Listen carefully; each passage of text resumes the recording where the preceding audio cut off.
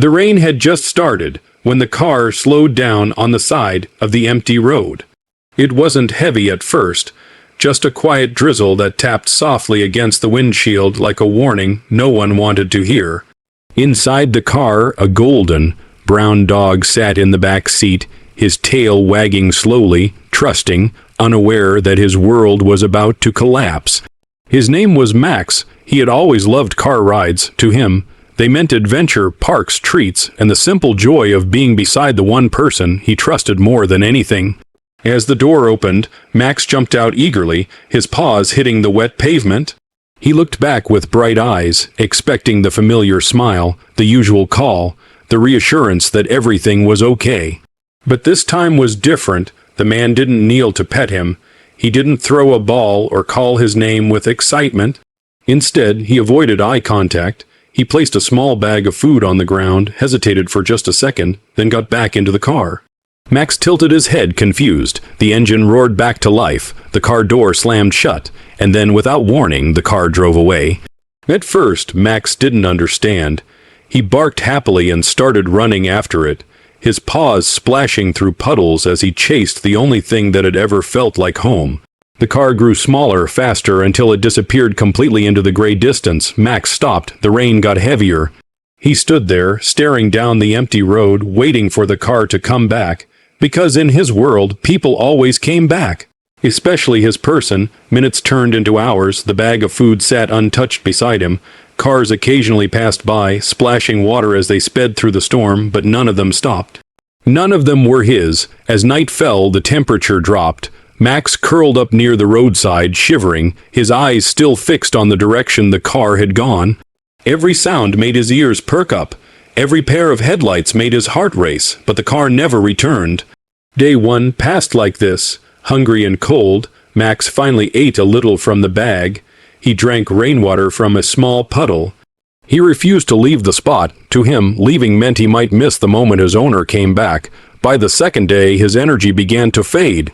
His once bright fur was soaked and dirty. His legs trembled when he stood. Still he waited. Still he believed. Something inside him refused to give up. On the third day, everything changed. The rain had stopped, but the sky remained heavy and gray. Max lay weakly on the ground, barely able to lift his head.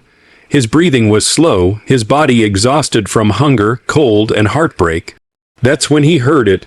A faint sound, not a car, not footsteps, a cry, soft, weak, almost impossible to notice unless you were listening carefully. Max's ears twitched.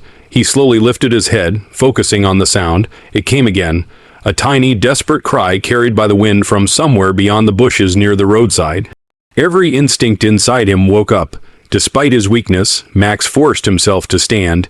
His legs wobbled, but he moved forward, one step at a time, guided only by that fragile sound. He pushed through the wet grass and thick bushes until he reached a small ditch hidden from the road.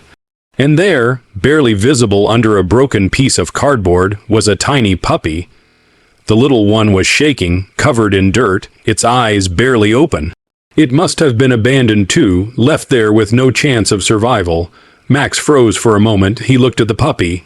Then back at the road. Then something incredible happened.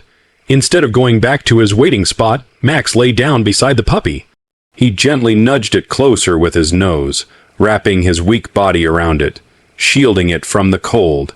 He began licking the puppy's face, trying to clean it, comfort it, keep it alive. Max had nothing, no food. No shelter, no strength left, and yet he chose to protect someone else. Hours passed. The puppy's cries became softer, calmer.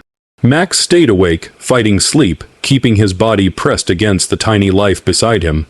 Back on the road, a passing car slowed down.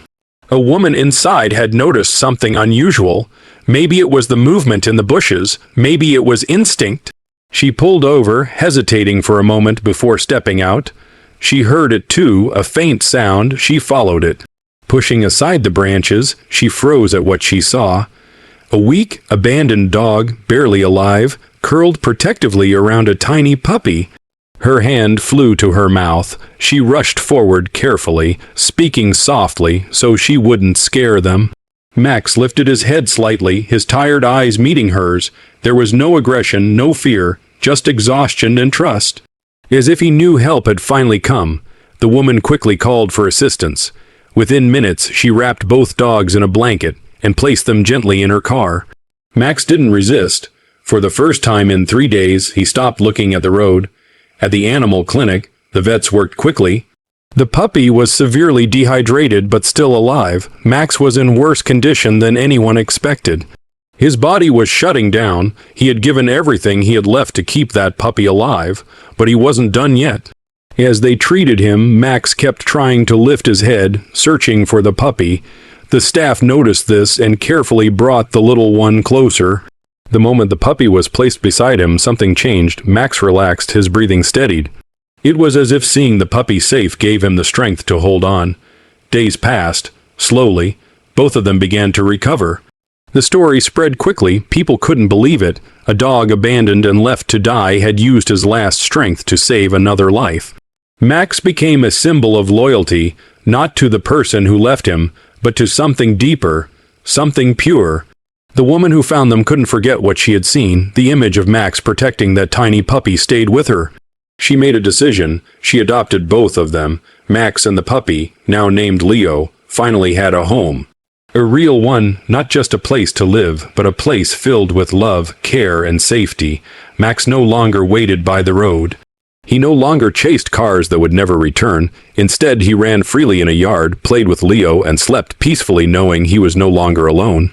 And every now and then when he looked at Leo, you could almost see it in his eyes. He remembered, not the pain, but the moment that changed everything, because sometimes, even after being abandoned, broken, and left with nothing, the most unbelievable thing isn't survival. It's choosing love anyway.